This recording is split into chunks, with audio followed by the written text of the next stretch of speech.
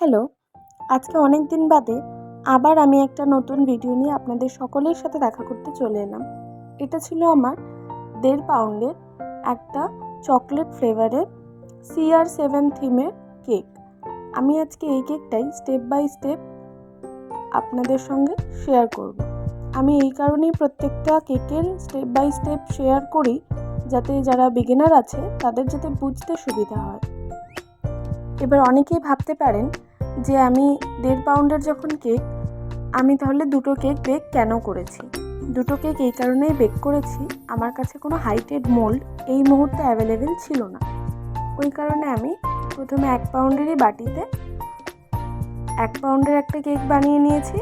তারপরে আবার 1 পাউন্ডের বাটিতে একটা 1/2 পাউন্ডের মেজারমেন্ট অনুযায়ী কেক বেক করে নিয়েছি। যেটা 1/2 পাউন্ডের ছিল ওটা আমি দুটো স্লাইসে কাট করেছি, আর যেটা 1 পাউন্ডে ছিল ওটাকে আমি 3টে লেয়ারে কাট করেছি। এবার আমি চকলেট গানাশ বানিয়ে হুইপ ক্রিমের সঙ্গে মিশিয়ে নিয়েছি। কেকটা যেহেতু সেদিন অনেকটা দূরে যাওয়ার ছিল, ওই কারণে আমি কেক বোর্ডের মধ্যে কিছুটা চকলেট গানাশ লাগিয়ে নিয়েছিলাম। ইউজুয়ালি আমি এটা লাগাই না, আমি হুইপ ক্রিমই লাগিয়ে দিই যদি কাছাকাছির মধ্যে যায়। যেহেতু অনেক দূরে যাওয়ার ছিল, ওই কারণে আমি একটু ভয় পেই যে যদি এদিক ওদিক হয়ে যায় বা নষ্ট হয়ে যায়, ওই কারণে নিচে কিছুটা চকলেটের একটা লেয়ার দিয়ে দিয়েছিলাম। তারপরে আমি কেকের ফার্স্ট লেয়ার বসিয়ে যেরকম করে লেয়ারিং করি সেইভাবেই আমি লেয়ারিংগুলো কমপ্লিট করে নিয়েছিলাম। আপনারা দেখবেন এবং জানাবেন যে আপনাদের এখন আমার কেকের ভিডিওগুলো কেমন লাগছে।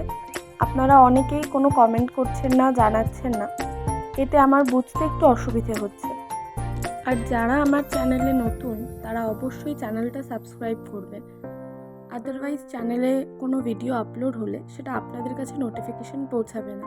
চ্যানেলটা সাবস্ক্রাইব করে বেল আইকনটি প্রেস করে রাখবেন, তাহলে যখনই ভিডিও আপলোড হবে চটজলদি আপনার কাছে নোটিফিকেশনটা পৌঁছাবে। আমি এই ভিডিওতে কিছু টিপস আপনাদের সাথে শেয়ার করছি। জানি না কতটা হেল্পফুল হবে, কিন্তু যেহেতু আমি ব্যক্তিগতভাবে এগুলো ব্যবহার করি তাই আপনাদের সাথে শেয়ার করছি। যাদের কোনো রকম হাইটেড কেকের অর্ডার থাকবে কিন্তু হাইটেড মোল্ড সেই মুহূর্তে অ্যাভেলেবেল নেই, তারা আমার এই ট্রিকটা ফলো করতে পারেন। যে যদি তার কাছাকাছি কোনো মোল্ড থাকে যেটা দ্বারা ওই হাইটেড কেকটা বানিয়ে ফেলা যায়, তাহলে শুধু শুধু অর্ডারটা ক্যান্সেল না করে অর্ডারটা কনফার্ম করে ওই কাছাকাছি যে মোল্ডটা রয়েছে সেই রকম মোল্ডে কেকটা বেক করতে পারেন। আর একটা জিনিস যেটা আমি এই ভিডিওতে করেছি বা এই কেকটার জন্য করেছি, সেটা হচ্ছে দূরে যেহেতু কেকটা যাবে, তো আমি নিচে হুইপ ক্রিমের জায়গায় কিছুটা চকলেট গানাশ লাগিয়ে দিয়েছি, যাতে ভালোভাবে কেকটা বোর্ডের সাথে সেট হয়ে যায়।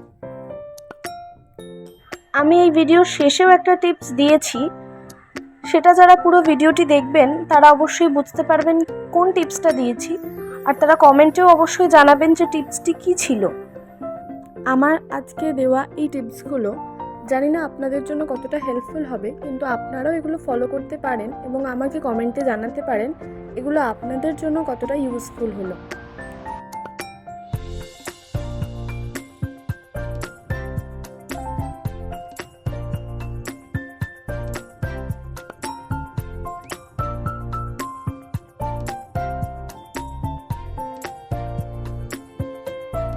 আপনাদের সাথে কথা বলতে বলতে আমার ফাইনাল লেয়ারিংটা কমপ্লিট হয়ে গেছে।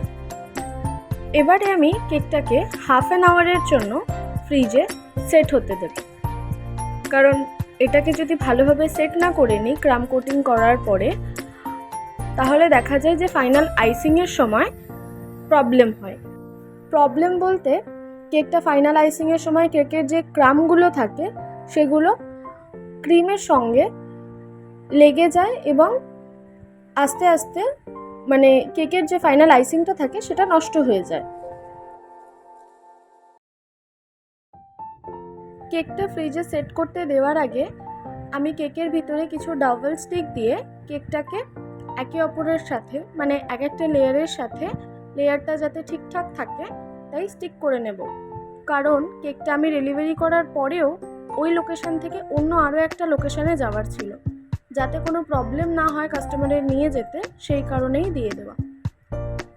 কেকটা রেড আর গ্রিন কালারের থিমের ওপরে ছিল, যেহেতু বললাম CR7 থিমের ওপরে, ওই কারণেই।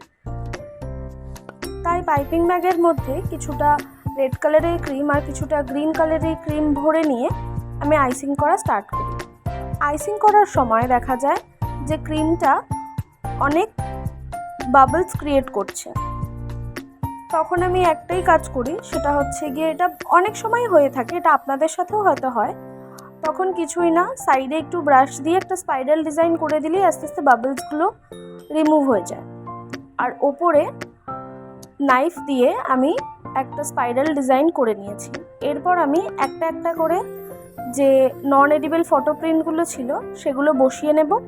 আর আমি ফন্ডেন্টের একটা বল বানিয়ে কাস্টমার ওটা দিতে বলেছিল, আমি এর মধ্যে না বসিয়ে ওটা একটা বক্সের মধ্যে করে ভরে ওনাকে আলাদা করে দিয়েছিলাম, কারণ আমার মনে হয়েছিল যে এর মধ্যে বলটা লাগানোর প্রয়োজন নেই, তাই আমি আলাদা করে দিয়ে দিয়েছিলাম। এটা আমার ফাইনাল ডেকোরেশন। আপনারা সকলে জানাবেন আজকের ভিডিওটা কেমন লাগলো, আর ভালো লেগে থাকলে নিজের প্রিয়জনদের সাথে অবশ্যই শেয়ার করবেন। ধন্যবাদ।